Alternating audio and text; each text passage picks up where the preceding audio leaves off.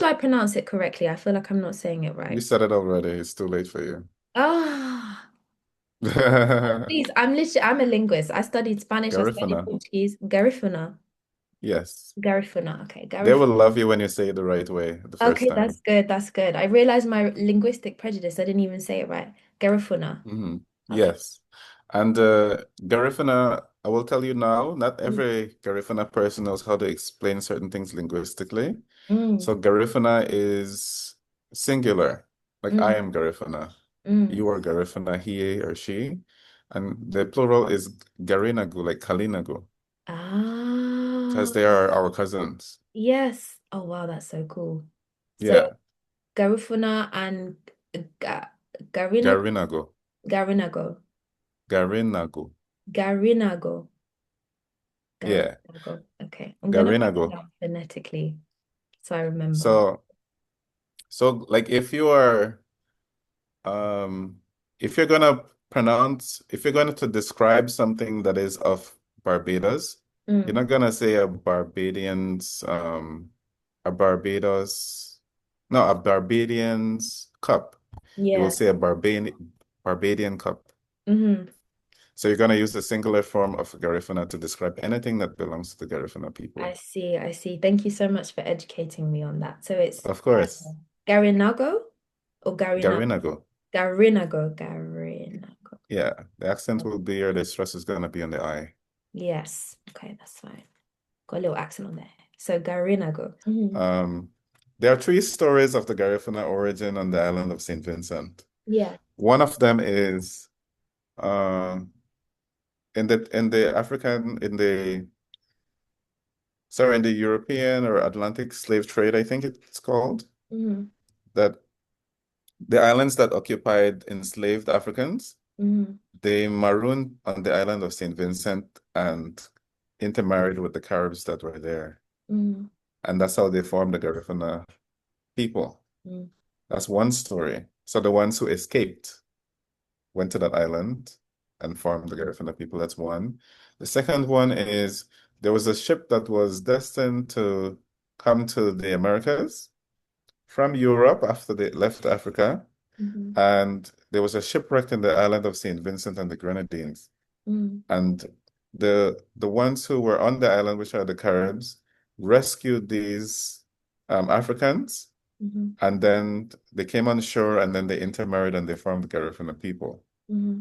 And then the third story is they're from West Africa, I think Abu Bakari. Hmm. There was a voyage that left the second time when they realized that, you know, the explorers that they sent before, when they commissioned these people to go and explore, and they told them about these other places.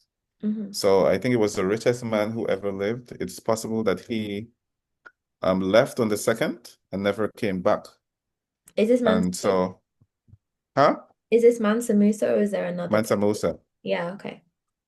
And so where St. Vincent is one of the main, it was the main stop in that region Mm, where they used to trade with the Americans that were there here, like people in the Americas, which are the Amerindians. mm-hmm, So it is said that when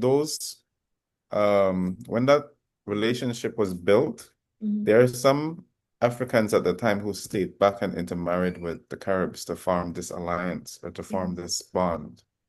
And that's how, but if you put all these things together, Mm, if there was a shipwreck in front of St. Vincent, the Caribs would have annihilated everyone. mm, But if they were their own people, same color skin as them, if Garifuna presence was or African presence was already on the island, it's possible that they saved their own people. That's why ah, there's no record of any European that was spared, yeah, that makes sense.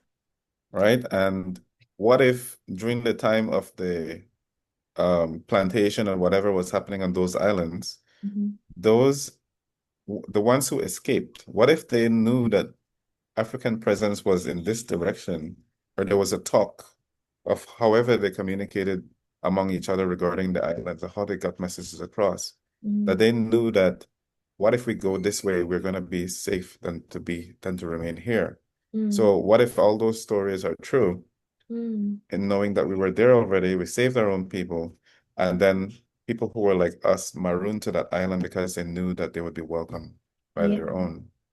Yeah. That makes a lot of sense, to be honest. I think at times history through I guess a colonial lens or through the lens of colonizing countries often completely like segregates situations Yeah, from their wider context. So what you're saying initially, it makes a lot of sense. Especially I really would love to do further research into interactions before Columbus because to me, I don't understand how we think that a man who thought the earth was a pear and who thought he landed in India and still thought you landed in India till the day he died, like had no idea. yeah, Like he managed to get there, and in my mind, he was a Dundas. So obviously, you have all of these other civilizations and communities that would have 100% had yeah. interaction. So that is really, really interesting to hear about. Uh, And I'm sure Christopher Columbus wasn't bright.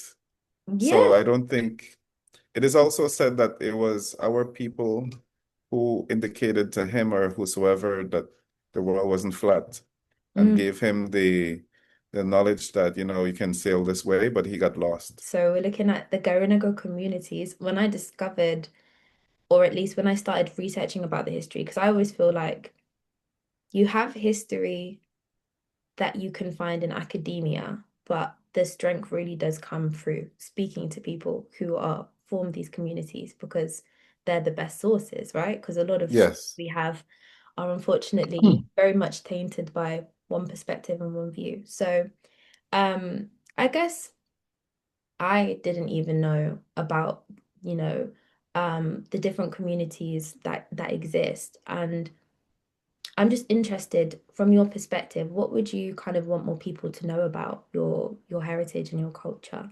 Is it just knowing about the existence of the communities, or is there anything in particular that you would want people to know more about?